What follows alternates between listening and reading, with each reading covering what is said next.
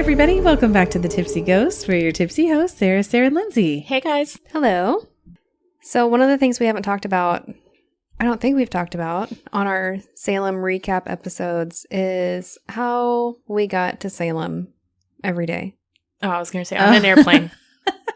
No, I don't think we have yet. And this would probably be a good time to talk about it because we're going to talk about Salem. Yeah. So we didn't stay in Salem. We stayed in one of the most beautiful towns I've ever been in, Marblehead. Mm-hmm. Yeah. Beautiful. Like straight out of a movie, basically. Yeah. It was a Hallmark movie. It was. Yeah. You walk up on this like cliff and there's just sailboats everywhere. Yeah. Now, granted, we went at like the perfect time of year. Somehow we got really lucky and the weather was beautiful.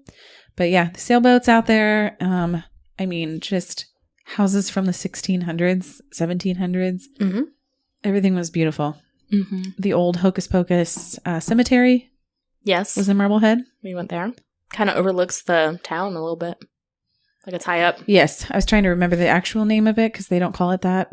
Old Burial Hill. Okay. Old Burial Hill, a.k.a. Hocus Pocus Cemetery.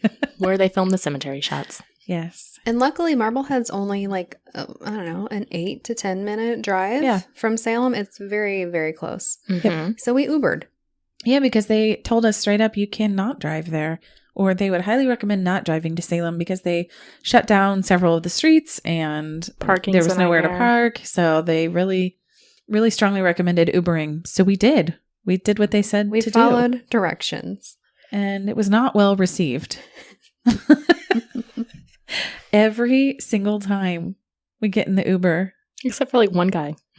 I don't even remember the one. Oh, the one that just didn't say anything? The one that picked us up from Wendy's and didn't really say anything. He didn't say anything. Which is how I prefer my Uber drivers.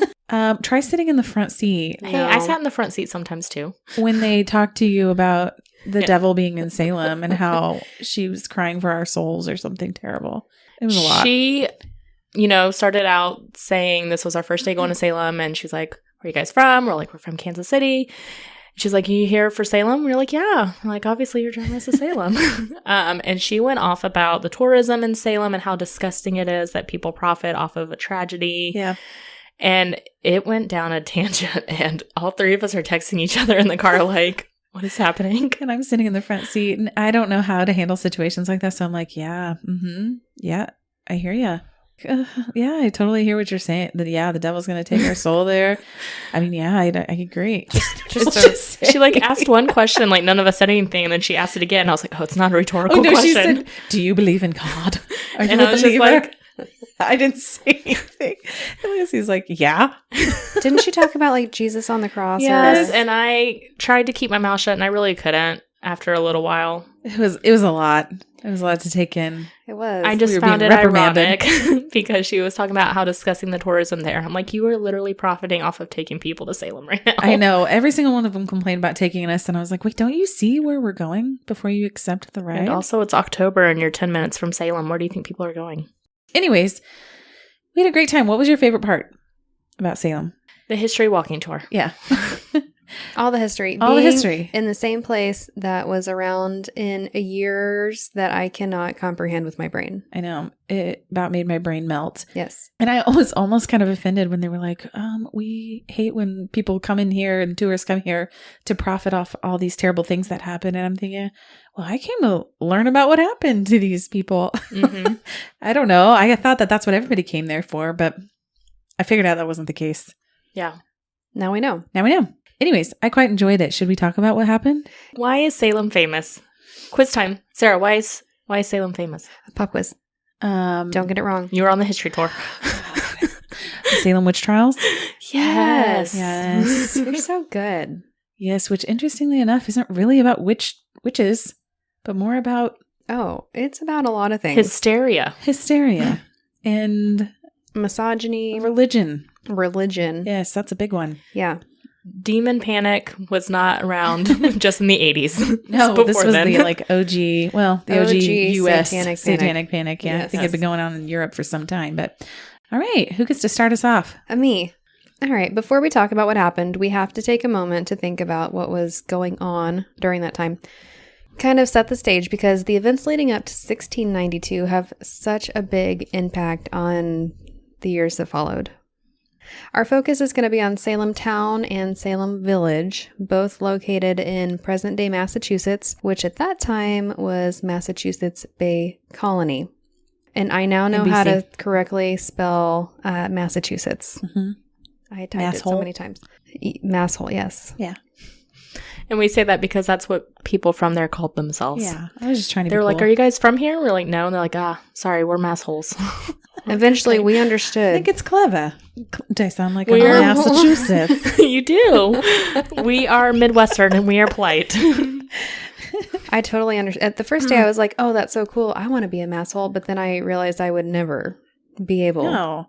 Why do you think we overheard so many of them talking about how the tourists are annoying? And I'm like, are they talking about us? Oh my gosh, I'm so sorry for existing here. No, we inconvenienced them by paying them to drive us to Salem. I know there's so sorry. 100,000 other people here, but you have to be talking about us. It's me. I just know it.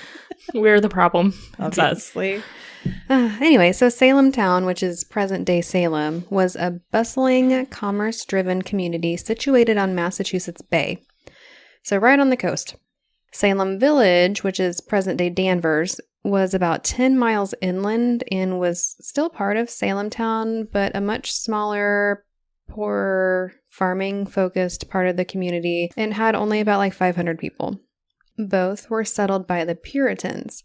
So the Puritans were English Protestants who wanted to purify the Church of England, specifically from Roman Catholic practices, especially as it related to worship. And at that time in England, all English subjects were expected to be members of the Church of England. So being a Puritan was illegal, and in the 1620s and 30s, the Catholic Archbishop decided it was time to wipe out Puritanism in England. So it's my understanding that Puritans became Puritans because the Catholics were not strict enough, right? Like, that's kind of what I understood, that they were like, they're not pure enough. And so we need to break off into our own sect and create And become more pure. the most pure religious group that we possibly can. And the most strict. Yes. Right? Yes, essentially. So yeah, so it's like we were there.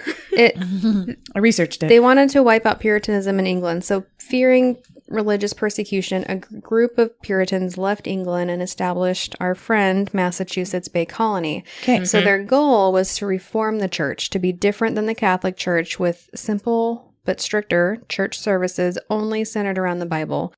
So I don't know if either of you have been to a Catholic Mass, but I have. It's Yes. a big, extravagant thing. So the church itself was quaint, with very, very few decorations, no musical instruments. They had No dancing. Absolutely no dancing. That's why it's I like a remember joke that. nowadays with Baptists. You don't dance in the Baptists. Yeah. A joke, but true. Yes, like so my husband and I, we got married in like a farm, outside. But if we had gotten married in the church, there would have been no dancing, no secular music allowed. It sounds like a really fun time. They had very strict rules and regulations, and people who disagreed with them were often forced to leave the colony. Residents who did not attend church were fined or put into the stocks as punishment. To the stocks. Not only were they strict in church, but like even at home, kids couldn't like play games. They had to either do chores, especially the girls had to either do chores or read the Bible. Mm-hmm. So it was just kind of a lot. So with that in mind, we're going to establish a timeline. A timeline. I love timelines. I feel like that's the only way to tell this story. It really is. So the Puritan migration began in 1620 and Salem was founded in 1629. In 1630, King Charles I grants a charter to the Massachusetts Bay Colony that allows them to not only colonize the area, but also let them be pretty autonomous and make their own rules that would be specific to their colony.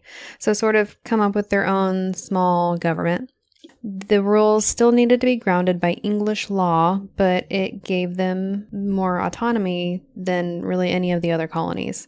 So in 1641, England passes the Witchcraft Act, which establishes a capital penalty for witchcraft. No witchcraft. This all stems back to England. Always. Damn it. Those are our roots.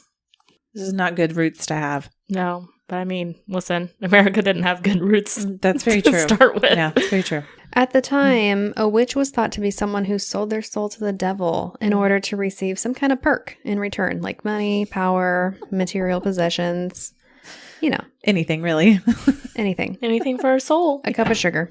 Exactly. On June 15th, 1648, Margaret Jones of Charlestown was, this is still in Massachusetts Bay Colony, was an herbalist, a midwife, and a self-described physician, and she became the first known person to be executed for witchcraft in New England. So this is all happening during a period of time called the Little Ice Age, where there were irregular weather patterns across the northern hemisphere that caused really brutal freezing cold winters, but also scorching hot summers. So just something to keep in mind. Sounds like our weather. I thought of like Little Chinatown or like Little Italy. Yeah. Some little ice that. age. The little baby Just ice little, age. just teeny tiny. Yeah. It's not cute. It really isn't. I'm sure people died. I'm sorry. Yeah. Froze to death, yeah. So because of this, in 1666, a number of farmers from Salem Village petitioned to hire their own ministers so that they can avoid the 10-mile trek from to Salem Town Meeting House for church. Remember, it's essentially mandatory to attend. Right. So they're trying to be like, it's cold. Can we just do our own thing here? So things are up in the air for a few years with really nothing decided until around 1670, when the people of Salem Village start refusing to pay taxes for the Salem Town Meeting House and instead demand that they contribute to their own meeting house. Meeting house in that day is the church. Yeah. So this goes to court, and in 1672, Salem Town ends up letting Salem Village build their own meeting house and hire their own minister. But the caveat is that Salem Town would still have a final say over some of the details, importantly, who can actually become ordained. So religion's a huge thing here. You want an ordained minister. James Bailey is hired as their first minister, but there continues to be disputes over the logistics. Salem Town refuses to ordain him, and his salary is not paid. In 1669, Susanna Martin is accused of witchcraft in Salisbury, Massachusetts. So along the way, we're going to talk about what's happening in Salem Village and Salem Town, but also I'm throwing in some witchy facts. I like witchy facts. Dates. So she's convicted, but the charges are ultimately dismissed. So that same year, though, Anne Holland Bassett Burt, a Quaker and the grandmother of Elizabeth Proctor, who comes up later, is charged with witchcraft. In 1675, it marks the start of King Philip's War between New England settlers and the natives over land and power. And it gets bad very quickly. There are tons of casualties on both sides. Several individuals that would later be involved in the trials would survive the raids during this time, including war refugee children, a couple of which were Mercy Lewis and Susanna Sheldon. We also mentioned them later. So because of the fighting close by, many refugees end up settling in the area. This sounds like a highly traumatic time period. I think it was. Sounds like a lot of King instability. Philip's War was extremely brutal. In 1679, another future player, Bridget Bishop of Salem Village, is accused of witchcraft, but her charges are dropped. In 1680, in nearby Newbury, Elizabeth Morse is accused and convicted of witchcraft, but she was reprieved of her death sentence. In 1680, one of the war refugees, George Burroughs, replaced James Bailey as minister of Salem Village.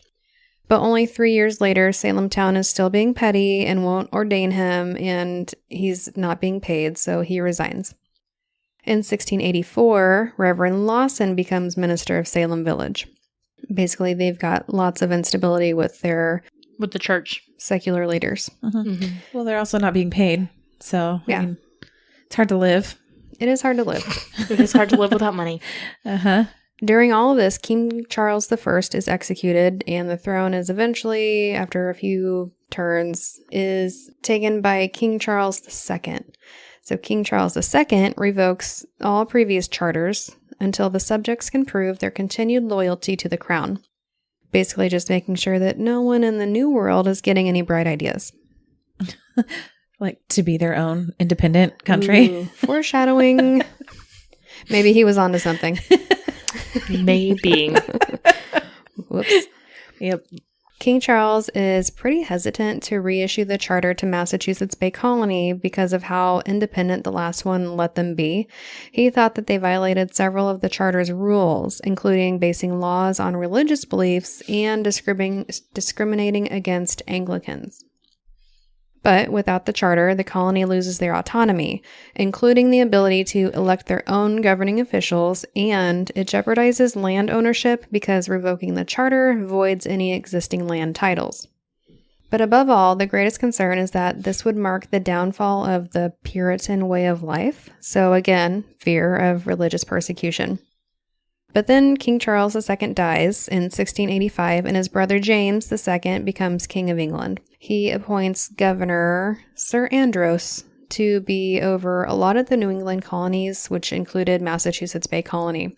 And this guy comes in like a wrecking ball. He alters laws, he passes new taxes, and he founds the first Anglican church in New England. She didn't pause to let us sing. I know. I feel like she did that on purpose. You did. You know we were thinking it.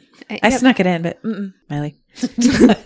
Was Miley Cyrus reference. I got Thank you. Thank you for clarifying. You're welcome. You're welcome. Yeah. He also allows Quakers and Baptists to worship freely.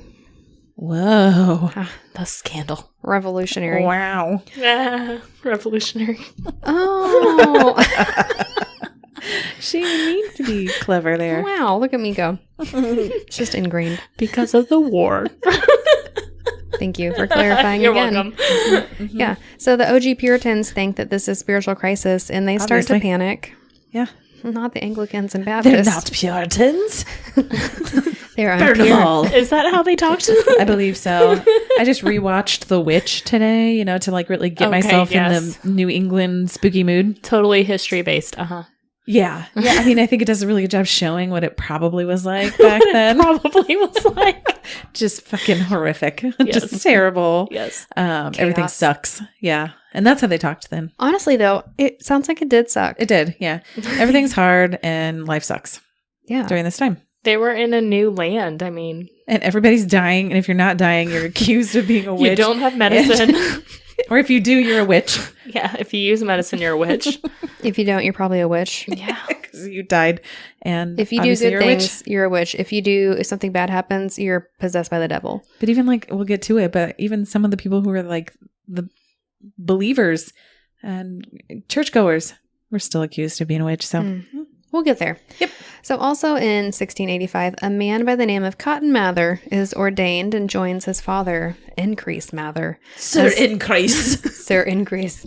As the minister of Boston's North Church. So angry. That sounded German for a second. Not the German. Have you seen pictures of Increase? He looks like he would sound like that. I don't know if I've actually seen a picture of Increase. I just know the name. He looks like he'd sound like that. Yeah. He looks fun. He's got a big nose. I told you, doesn't he sound like? And doesn't he look like he'd sound like that? Look at that perm. It's the curls that got me. Go ahead and take a break and Google Increase in Cotton Mather. In 1687, our friend Bridget Bishop of Salem Village is accused of witchcraft for a second time. Poor Bridget. She just can't catch a break. Bridget, stop being a witch. And she is again acquitted. Oh, okay. Well, that's good. In 1687 also, Reverend Lawson steps down as the minister of Salem Village. Not surprisingly, he also was not paid or ordained by Salem town. In 1688, Anne Goody Glover, an Irish-born, Gaelic-speaking Roman Catholic housekeeper for the Goodwin family in Boston, is accused of witchcraft by the Goodwin's daughter, Martha. Martha and some of her siblings had been having some strange fits, like flapping their hands and showing animal-like movements and making animal noises, as well as strangely contorting their bodies. So, of course, it's witchcraft. They're double jointed. Or they're children. I mean, that just too. being weird. Just doing kid things. Yeah. So Goody Glover is tried and convicted of witchcraft, even though there was a significant language barrier during her trial. So she couldn't even defend herself and likely didn't even fully understand the questions. She only spoke Gaelic, right? She did. Okay. Yeah. Maybe like very, very little English. Yeah. Yeah. But she was hanged for her crimes. So Pity. Martha, her accuser, Martha, went to live with Cotton Mather after the trial because she had been cursed by Goody, and Cotton ended up gathering her side of the story, just Martha's, and writing a book detailing the case in an effort to get more people to go to church. Like, ooh, look what's going to happen if we don't go to church. Also in 1688, King James II is overthrown, and when Boston and the surrounding areas catch wind of that, they overthrow Sir Andros, that revolutionary church Revolution. man. Yes, The Quaker Anglican church. That guy? Baptist supporter. Yeah. How could he? Jeez. So as a result, Salem establishes a temporary government based off of the old charter, the original one, while they wait for further orders from England. This is important later on when we talk about the trials. So remember, basically, this is a community that's working off of something like an emergency government, which includes an emergency court. The court then will attempt to conform to English law, but is ultimately in limbo, and it's up to them to make their own judgments based off their own research and discernment. They are supposed to make the best choice that they know how to make. It sounds like a problem. It sounds like foreshadowing. It sounds like they're making it up as they go. They are. They are. Based This off of is their the law. religion. I declare it as a law. 1688, great year. It's also the start of the 9 Years' War, or the Second Indian War, where fighting between colonists and the native tribes resumes. Casualties increase, which causes an increase in taxes, which causes an increase in inflation. As a result, there's another large influx of refugees to Salem and the surrounding areas. Again, several refugees later become witnesses during the Salem Witch Trials. To add more drama, there is an increasing social divide within the community, made worse by a rivalry between two leading families: the Porters, who had strong connections with wealthy merchants in Salem town, and the Putnams, who wanted more autonomy for Salem village. They often argued over property and were in constant petty legal battles, always in court. With the Putnams' influence, Samuel Parris, a Boston merchant, became the Salem village minister in 1688 and would become their first fully ordained minister. He brought his wife, their 3 children, his niece, and 2 slaves out of Barbados. The next year, in 1689, a Benjamin Hilton dies in Salem Village, but the doctor can't identify a cause of death.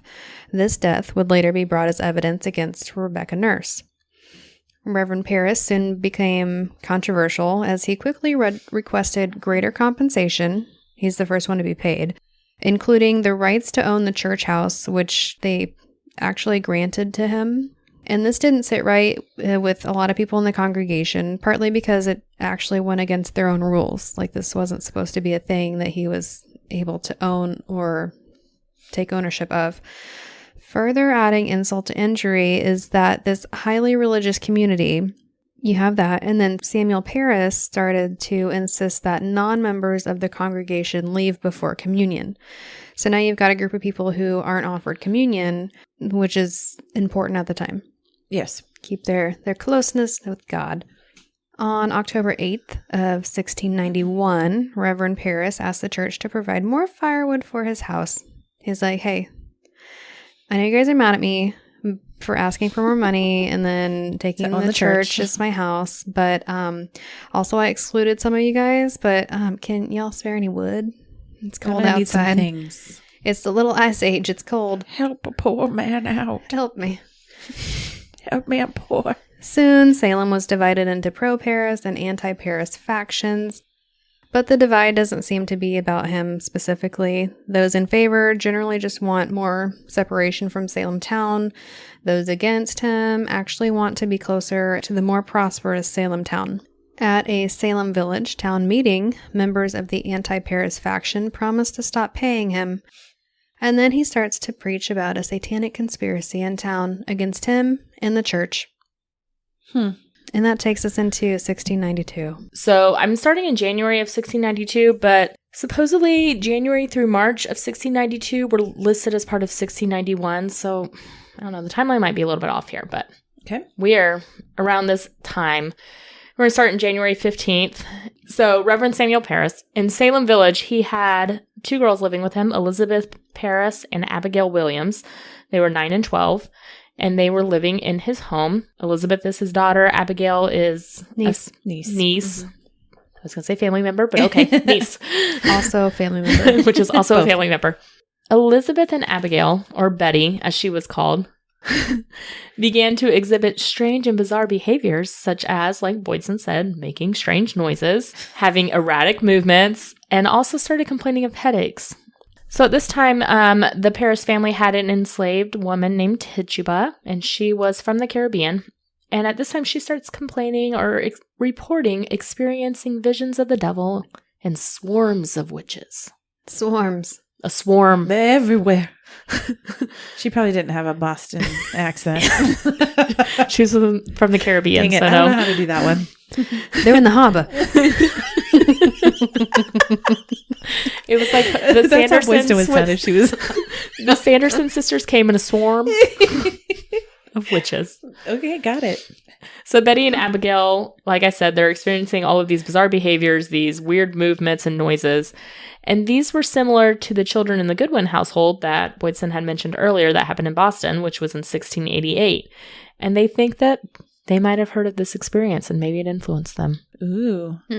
We think that now. They heard it through Let the me grapevine? rephrase that. We Yeah. think that now looking back. Sure. At the time, I don't think that occurred to anyone. So January 26th, Sir William Phipps is appointed the Royal Governor of Massachusetts. The Royal Sir Governor. Phipps. Sir Phipps. Governor. The governor. You guys are really good at your Boston accents. That's also English. That was my English accent. Okay. Thanks, but Hello, Governor. yes. That's what I was going for. What's the governor for in a Boston accent? Hey, governor. Yeah. Yeah. So now we're going to go to February of 1692, February 16th. And like Boydson said, we're just moving through a timeline at this point. I think it's Let's the do it. easiest way. All right. William Griggs. He was a physician who moved to Salem Village with his wife and his niece, Elizabeth Hubbard. February 24th. Griggs tries to cure the Parris household, Betty and Abigail, but he was pretty unsuccessful. He used traditional remedies and prayers. Of course. Of course he had prayers. He had prayers, but they did not work, and so he diagnosed You don't say. the evil hand. Oh, okay. Just a hand? That's what they called it, the evil hand. The evil hand was upon them. The evil hand is Satan. Mm-hmm. Satan's hand. I don't think that's an ICD-10 Stan's hand. code. Evil hand. Stan. The next day on February 25th, Mary Sibley, who was a neighbor of the Parris family, Yeah. she talks to another enslaved member of the Parris family, John Indian, who is also from the Caribbean. And she tells him, hey, you should make a witch's cake to discover the names of the other witches. Hey. You remember this in our tour, right? I remember. I was traumatized. Yeah. Those poor dogs. So what, I didn't write it down, but what was the witch's cake? Okay, so the girls, the afflicted would pee, and they would mix it with something and make like a cake. Yeah, they make And a cake then- out of the urine. And And then give they it to the dog. feed it to the dog. And depending on how the dog reacted, and they usually react some way towards the afflicted Towards the cake. then that's how they would accuse somebody of being a witch. So they were like, we should make a witch's cake and find out who the witches are. Because there's a It's swarm a of pea them. cake, for God's sake. It's not a witch cake. It's a It reminds swarm. me of the things that they have in urinals. Mm-hmm. A urinal cake. Yeah. Oh, okay. Just something that you pee on. Yeah, hopefully those don't get fed to people because, oh, God. That about made me just barf right now. So during this time, the girls' torments are increasing. Everything is increasing. It's just building. Increase. Slow burn. Increase with increase. Until it's a forest fire. So Ann Putnam Jr. and Elizabeth Hubbard, who live about a mile away, they also begin to show signs of the affliction Not the hand. as it becomes known. Stan's hand. So Elizabeth is 17 years old at the time. And this is important because she was of legal age to testify under oath, which meant that her testimony was pretty important. So the 9 and 12-year-old, they couldn't testify under oath because of their age. So Elizabeth was able to testify and ended up testifying 32 times. So February 26th, Betty and Abigail, they began to name Tituba as the cause of their behavior. Neighbors and ministers, they're all coming from around Salem Town and Salem Village to observe them, including Reverend John Hale of Beverly and Reverend Nicholas Noyes of Salem. Nick Noyes? Nick Noyes. I was just thinking, too, that I thought I remember hearing that women and children couldn't testify, or they could, but they really weren't taken seriously, and they always had to be backed up by a man. Just a little witch's knowledge. I would believe that, given how our country was, So they're also questioning... yeah. They're also questioning Tituba at this time as well. The next day on the 27th, Ann Putnam Jr. and Elizabeth Hubbard experienced torments and blame Sarah Good, who is a local homeless mother. They also blame Sarah Osborne. It was not a good time to have the name of Sarah. It really wasn't. God, I know. It only gets worse for the Makes Sarahs. me proud to have the name Sarah. And listen here, I'm going to refer to them as the Sarahs from here on out. So that's fine. There are several more to come. There are several more, but these are the main Sarahs. Yeah, they were easy targets.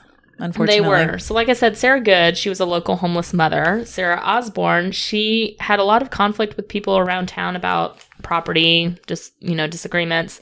But she had also married an indentured servant, which was super scandalous back then.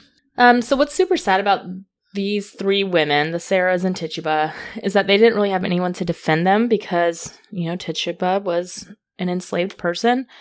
Good was homeless, and Osborne was ostracized and was considered scandalous because she had married an indentured servant. So they were easy people to blame is what I'm getting at. Right. Arrest warrants are issued in Salem Town for Tituba and the Sarahs. Thomas Putnam, who is Anne's father, and several others made complaints before the local magistrates, which at that time were Jonathan Corwin and John Haythorne, and they are going to come up later. The Johns. The Johns. The Sarahs and the Johns. Yep. So March 1692. On March 1st, Tituba and the Sarahs are questioned at Nathaniel Ingersoll's tavern and then examined by the Johns, John Haythorne and Jonathan Corwin. Ezekiel Cheever was taking notes on the proceedings at this time, and Hannah Ingersoll, which is Nathaniel's wife, the wife of the tavern owner, she found that the three women had no witch's mark upon them. The witch's mark. I talk more about that, too, in detail. All right. William Good, Sarah's husband, threw his wife under the bus and said, well, she's got a mole on her back. There it is. Damn it, Bill. Found the witch's mark. He's the worst. I know you didn't find a witch's mark, but she does have a mole on her back. You might want to look again. Might want to look at that one. He's the worst husband. Also, it makes me suspicious of their Puritan household because he saw her back? Yeah, he saw her back. How dare he see her back? Did he see her ankles as well? I hope Sounds not. like it. He's not supposed to see anything. Lights off. Yes. Oh, boy. Procreation, and that is it. He saw her back. I get it now. He met her butt. All right, so Tituba confessed during all of this questioning, and she named the Sarahs as witches. Of course. Honestly, between all the three of us, we would be the ones named as witches. I would not be throwing you under the bus, though. Thank you. Thank you. She also added a lot of details to the stories, embellished quite a bit, and talked about possession, spectral travel, and meeting with the devil many times. Mm-hmm. Sarah Osborne maintained her innocence, but Sarah Good, who's got a mole on her back, threw them both under the bus. I got several moles on the back, so I got moles all over my body. Same. So Sarah Good was like, listen, Osborne and Tituba, yeah, they're witches, but I'm not.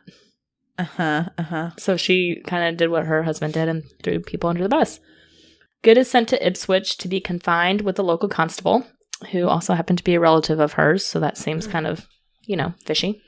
Everything's fishy. She did escape, but she turned herself back in voluntarily. But this is important because her absence actually coincided with when Elizabeth Hubbard reported that Sarah's specter had visited her and tormented her that night. Oh, boy. So her whereabouts were unaccounted for. No. Not the specter. Spectral. Specta? So the next day, Sarah is jailed at the Ipswich jail. Osborne and Tituba continue to be questioned. Tituba just keeps on adding more details to the story, and Osborne keeps maintaining her innocence.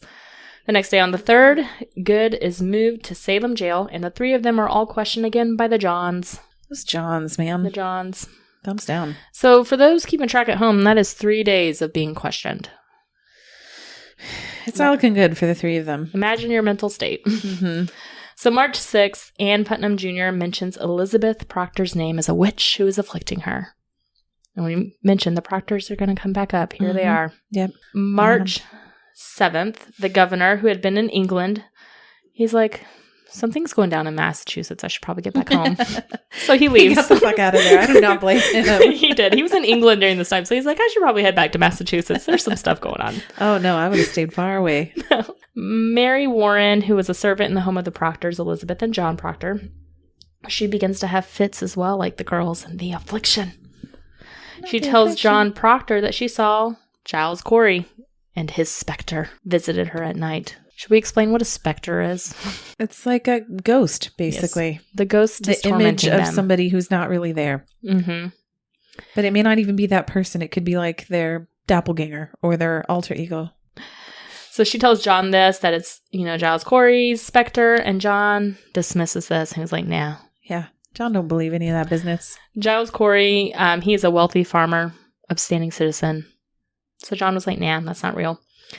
March 11th, town records note that Mary Sibley, who had been suspended from communion with Salem Village Church, because remember, she's the one who said, hey, make a witch's cake to John Indian. Right. So she was restored to full covenanted membership when she confessed that she did this, suggested the cake for innocent purposes. Yeah, I was innocent, I swear. I just said to bake a cake with urine and make the It sounded dog like eat a it. good idea at the time. The next day on March 12th, Martha Corey, who is Giles Corey's wife, she was a respected church and community member and was accused by Ann Putnam Jr. of witchcraft. Oh, Another Martha. March 19th, Rebecca Nurse, 71 years old, is accused of witchcraft by Abigail Williams. Sorry, what? You like I said that? It was like a basketball announcer. Williams. Sure. She was accused. She was accused of witchcraft by Abigail Williams. She was also a respected member of the church and the community. She really was. She was the one I was saying that went to church every day, was a godly woman. She was Rebecca. 71 years old. She ain't got no time to dabble with witches and Satan. Poor Rebecca. Poor Rebecca. She's too tired to spectral visit. Poor Rebecca. That's all I can say. Her spectral just sleeps. I mean, same. That's what my spectral does. Same. My spectral eats and then takes a nap. Drinks a bottle of wine. Watches some true Netflix. My spectral is lazy. Yeah. Yeah, I guess back then, though, they didn't have all that, so they had to find something to do. Mm-hmm. They just torment other people. My spectral's not going to talk to anybody. Oh, yeah, mine is not. Reverend Lawson, at this time, he's visiting with several members of the community, and he witnessed Abigail Williams acting strangely and claimed that Rebecca Nurse was trying to force her hand in signing the devil's book. Oh, my God. All right, so March 20th, Abigail Williams interrupts Reverend Lawson's service and claimed that she was seeing Martha Corey's spirit separate from her body. Oh, boy. Her spectral was leaving church. It's just a fucking free-for-all. Going back to bed. She's like, this is boring. Take my spectral out of this church. This is some bullshit. I'll stay here. My spectral is going to go to bed. Take a nap. The next day, Martha Corey is arrested and, because her spirit separated from her body in church. I could not deny those accusations. She gets examined by the Johns. Yeah. She said, Mr. Lawson is boring. Reverend Lawson. It was really This is boring. horrible. And my spirit was tired. On March 22nd, a local delegation visits with Rebecca Nurse at her home. So Rebecca Nurse is the 71-year-old. The next day, she is arrested. Samuel Brawbrook, he is a marshal. He was sent to arrest Dorcas Good, who is the daughter of Sarah Good. And I'm jumping from people to people here. I love it's Dorcas. okay. Dorcas is my favorite. Dorcas is 4 or 5 years old. She's 5. She's Sarah's daughter. She's her daughter. And she was... Daughter. So the marshal is sent to arrest this 5-year-old on charges of witchcraft. Poor Dorcas. And arrested her on March 24th, the next day. Did he arrest the parents for that name? Well, Sarah's already arrested. She's in jail, remember? Well deserved. And her husband's the one who threw her under the bus with the mole on the back. So He's like, He's the worst. It was her idea. I didn't like it, but It was like, there's no mark, but she named our daughter Dorcas. Get the fuck out of here. That was Sharpie, but you don't need to know that. I'm still mad at her for that. All right, so John Proctor, the same time that this is all happening, he denounces the afflicted girls publicly. So he had relatives, his daughter was married to an in-law of Rebecca Nurse's son. He was like, this is all going too far. These girls are not really afflicted. These women are not witches, blah, blah, blah, blah, blah. He had some common sense. Very brave of him, but also it's going to bite him in the butt. Unfortunately. All right, March 24th, the next day, Jonathan Corwin and John Haythorne, the Johns, as we call them, examine Rebecca Nurse, and she maintains her innocence throughout all of this. They next examine Dorcas. Oh. I can't with you guys. Does she go by Dorky? Right? That's the same amount of syllables, isn't it? Dork? Yeah. Dorkster. Dorkarina. Is it short for Dorkarina? Yeah. I like it. I can't. Her answers, again, as a Dorcabeth? 5-year-old. Dorcabeth. Dorcsheba? Dorcsheba, stop. I've lost them. I've lost my Sarahs. The Sarahs in the story are in jail. This is why that these Sarahs would wind up as witches in the stocks. It's true. Witches in the stocks. So the Johns question Rebecca Nurse. Uh-huh. She maintains her innocence. So they also start questioning Dorcas, who at 5, apparently in their viewing of how the events transpired, she implicated her mother as a witch. I'm sure they didn't ask any leading questions at all. Right. Or think of a 5-year-old with their imagination. Yeah. March 26th, Mercy Lewis accuses Elizabeth Proctor, John Proctor's wife, of afflicting her through her specter. Yeah, gosh. That is assault. So it only took 3 days from John publicly denouncing all of this for his wife to be accused. I see. March 27th.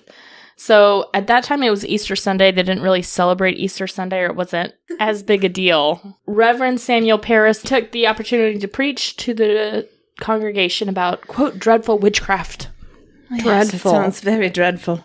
And he emphasized that the devil could not take the form of an innocent person. So basically calling anyone who claimed they were innocent not innocent. Oh, gosh. So at this point, those in prison are Tituba, the Sarahs, Rebecca Nurse, and Martha Corey. During the sermon, Rebecca's sister, Sarah Cloyce, is sitting there, and she ups and leaves the church and slams the door. She was like, listen, you're not going to talk about my sister like that. So she got up in the middle of the service and slammed the door. I don't feel like that ends well. Or March 29th, so 2 days later, Abigail Williams and Mercy Lewis again accuse Elizabeth Proctor's specter of afflicting them. And Abigail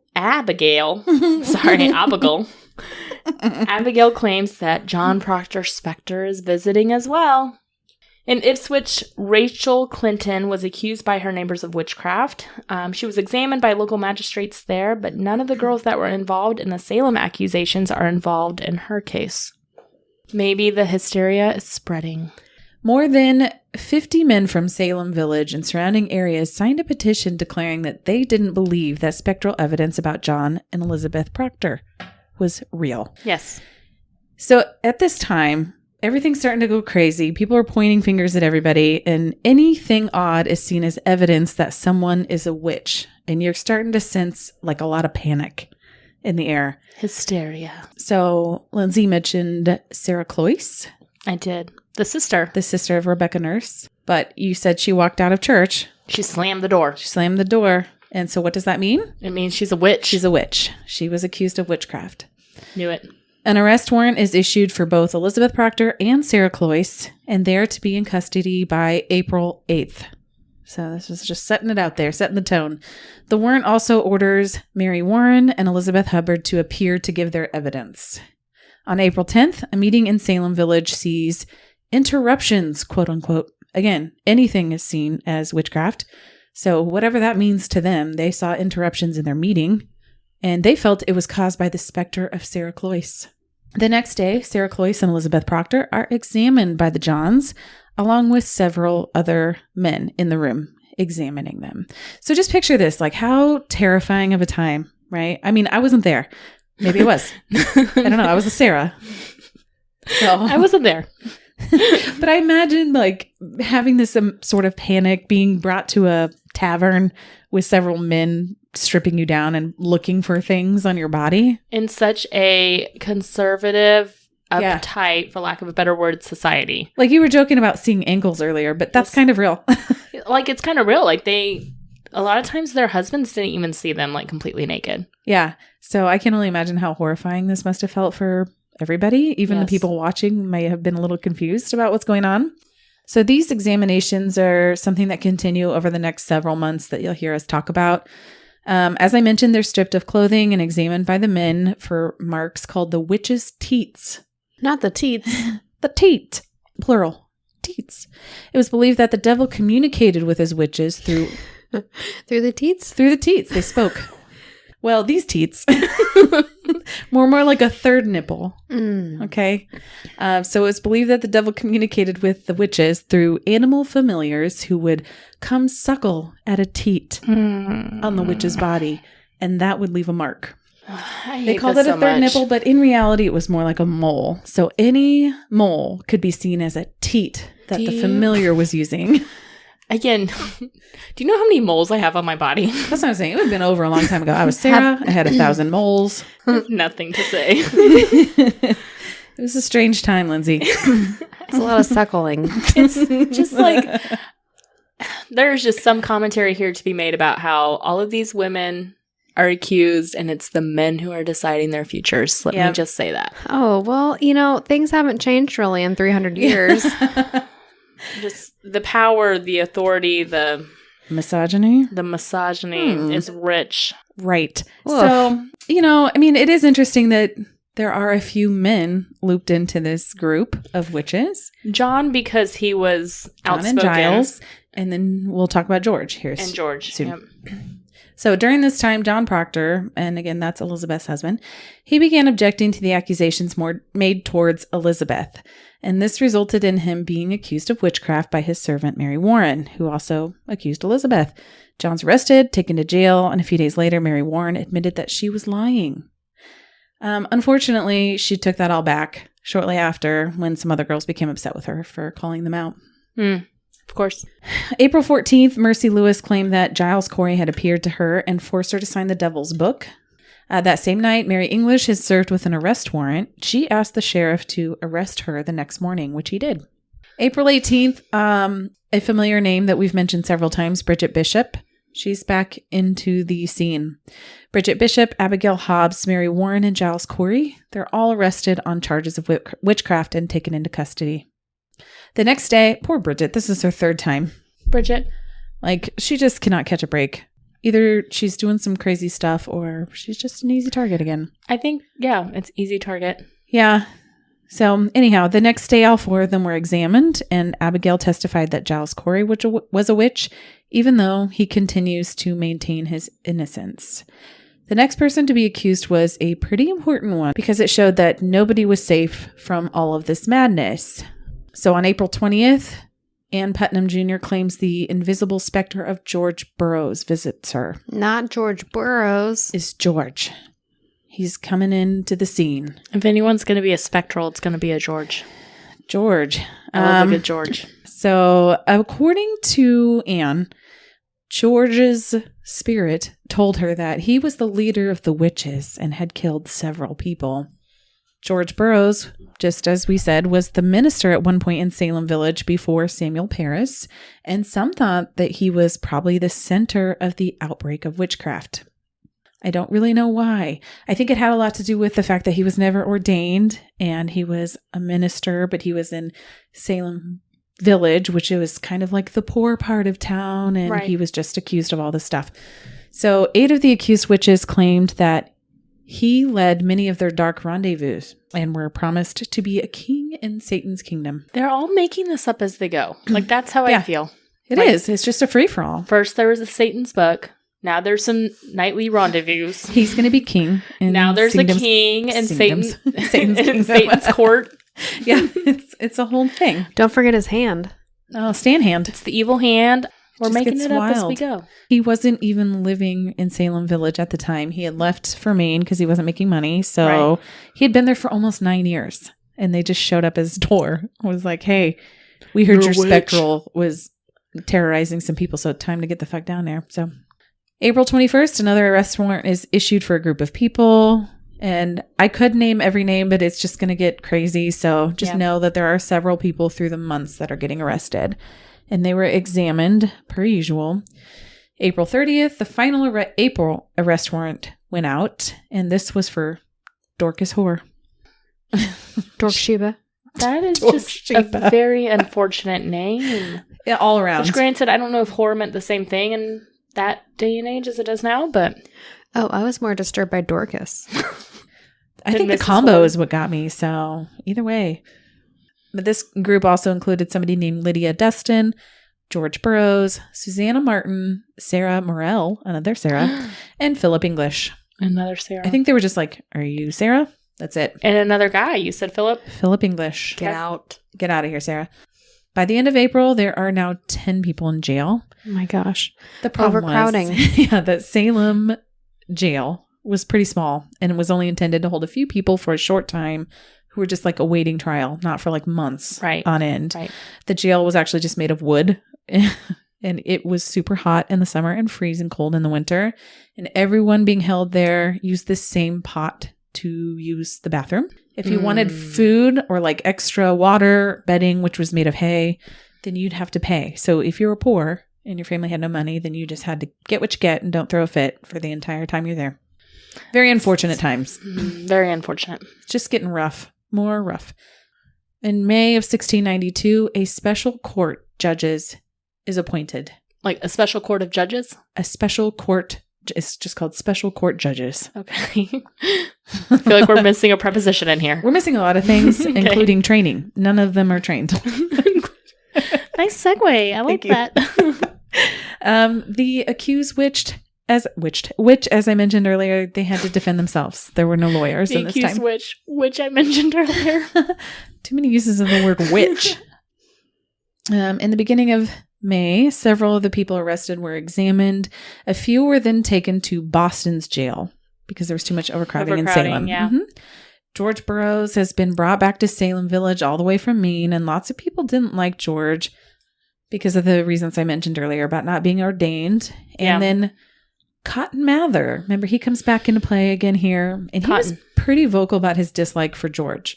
Also because he was never ordained and he was poor, basically. May 10th, Sarah Osborne dies in jail. Sadly, Sarah had been pretty sick for some time, even before she was arrested, and she was basically on her deathbed. They moved her to prison, where she was kept for months, and she died of jail fever, which we think now is probably like dysentery. Really, really terrible way to go. Yeah. She was already very sick. Again, in May, several more people are arrested and examined. On May 18th, Mary East was set free, but 2 days later, she was accused of afflicting Mercy Lewis. So she was charged again and returned to jail. Oh my gosh. Never ends. May 21st, Sarah Proctor and Sarah Bassett are accused of afflicting 4 girls and are arrested. 5 at least. I think it's Sarah's. Yeah. What's really sad throughout all of this, like this is before the courts and the legal system was created, and they are just holding these people in jail indefinitely on no basis. Right. Because somebody accused your ghost of harassing them. You could be held in jail for months. It's insane, really. No due process here. So several more people are arrested and transferred to Boston jail. You can start seeing a pattern here.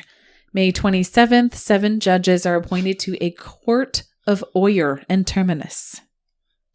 What? I don't know what it means. Okay. It's what they called their court. That's their court.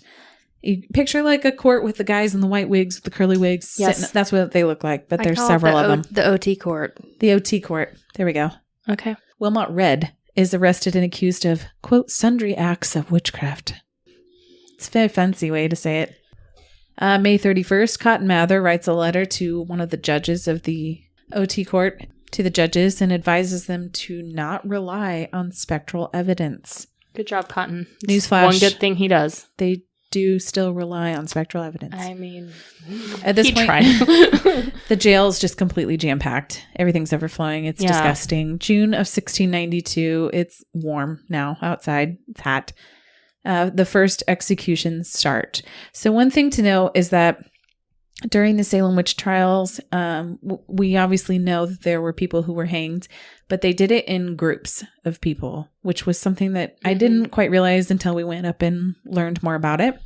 So on June 8th, Bridget Bishop is tried, and for the third time now. Darn it, Bridget. Yeah, poor Bridget. She just had a rough go. So she had actually already been tried 12 years earlier, found guilty, but this time things were different because now we've got some rules set into motion. Do we?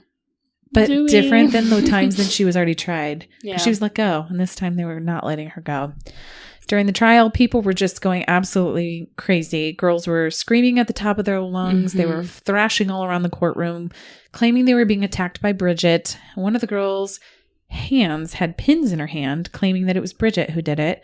And obviously she either did it herself or somebody did it to her. But this turned into a mass hysteria in the courtroom, and Bridget was found guilty. She had no chance in there, and she was sentenced to death. So on June 10th, Bridget Bishop becomes the first person to hang in Salem Village. So as I kind of alluded to earlier, you know, when we think of people death by hanging, usually they have it so that their neck snaps and they have kind of a merciful, if you will, like their death. neck breaks, yeah.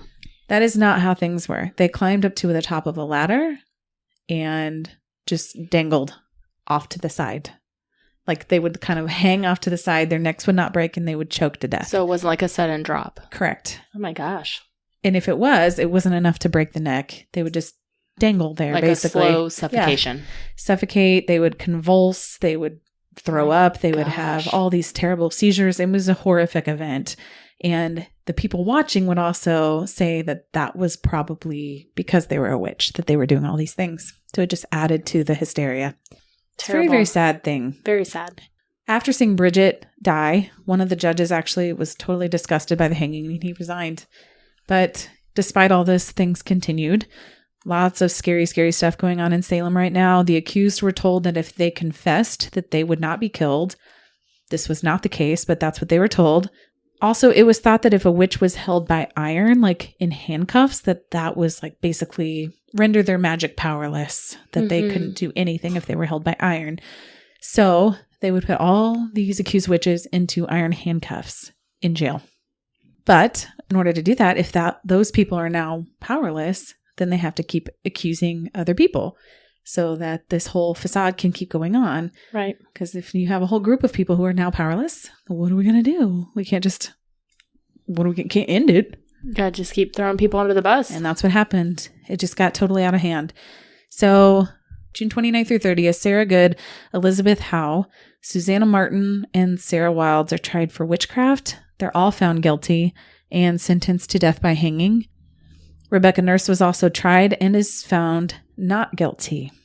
When the verdict is read, however, it said that several accusers and spectators in the room protested loudly and acted crazy-like, again, as they do. So at that time, the court asked the jury to reconsider their verdict, which they do, and then she is found guilty. They said that after reviewing the evidence, they noticed that she had failed to answer one question, probably because she was very hard of hearing. Yes. So very sad for Rebecca. She was also sentenced to death by hanging, and on June 30th, testimony begins against Elizabeth and John Proctor. That's where we're going to wrap up part 1 of our Salem Witch Trials Haunted Holidays. It gets worse. Somehow it's already bad. It gets worse. I already hate it so much, but it doesn't get any better for a little while. It gets worse. It gets interesting. It gets, there's a lot going on. So again, I think the main takeaway is like, you know, the general idea of the Salem Witch Trials, but there's really a lot to it. Right. Like it was the perfect storm of wild. Yeah. That happened. All right, guys. Thanks so much for tuning in this week to our part 1 of the Salem Witchcraft Trials. You can catch us next week for our part 2. You can always find us at thetipsyghost.com with our socials linked from there, or send us an email at thetipsyghost@gmail.com. Please give us a 5-star rating and a great review anywhere you listen to podcasts. It really does help, and we really appreciate it. All right, guys. Thanks so much. We will catch you next week. All right, bye. Bye.